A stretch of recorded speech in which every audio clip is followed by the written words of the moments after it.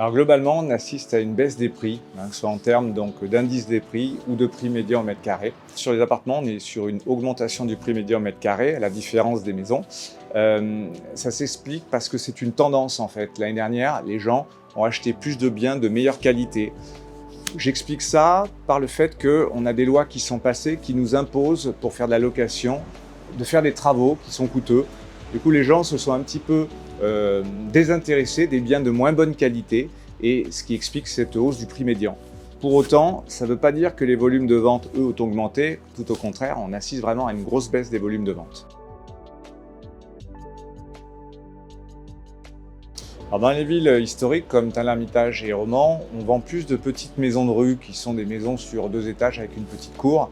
Dès qu'on est en zone périurbaine, La Roche-de-Glin, Pont de l'Isère, là on est vraiment sur des maisons de lotissement, donc avec des grands jardins, piscines, et donc ce qui explique que les prix sont quand même plus élevés.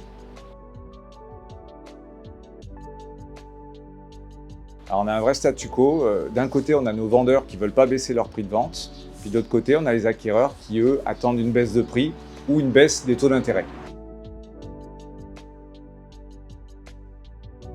Alors l'année 2024, c'est vraiment l'année de l'incertitude et c'est assez difficile de faire un pronostic fiable. Personnellement, je pense qu'on pourrait avoir une reprise de l'activité parce qu'on sent quand même qu'il y a une demande.